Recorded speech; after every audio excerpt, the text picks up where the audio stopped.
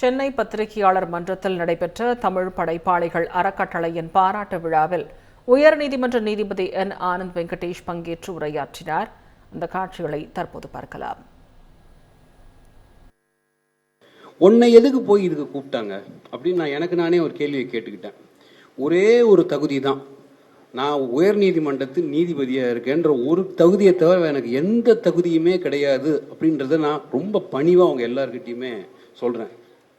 இந்து சமயம் என்றால் பகவத்கீதையிலிருந்தும் வேதங்களிலிருந்தும் உபனிஷத்திலிருந்தும் வந்த வார்த்தைகள். கிறிஸ்டியனாக இருந்தால் பைபிளிலிருந்து வந்த வார்த்தைகள். முஸ்லிம் சகோதரர்கள் சகோதரிகளாக இருந்தால் குரானிலிருந்து வந்த வார்த்தைகள். ஆனால் எந்த செயற்கை நுண்ணறிவினாலும் அதன் பின் இருக்கும் ஆன்மாவை எந்த ஒரு காலத்திலையுமே தர முடியாது.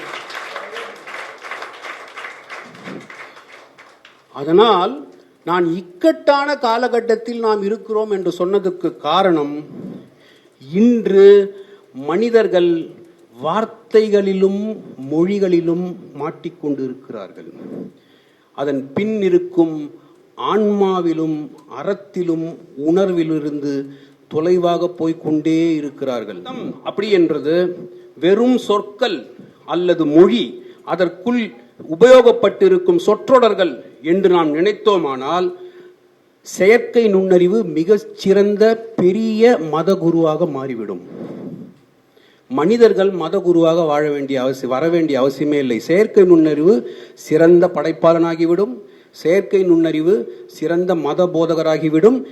நான் இங்க பேச வந்தது யதார்த்தத்தை சொல்றதுக்கு. பேசும்பொழுது எல்லோருடும் கைத்தட்டு வாங்கறதுக்கோ அப்படி இல்லாட்டனாக்கா எவ்வளவு பிரமாதமா எவ்வளவு மேற்கோள்களை எல்லாம் காமிச்சு பேசலான்னு சொல்றதுக்கோ எல்லாம் நான் இங்க வரவே இல்லை. எனக்கு அப்படிப்பட்ட நான் அதை மாதிரி பேசுறதுல எனக்கு நம்பிக்கையும் இல்லை.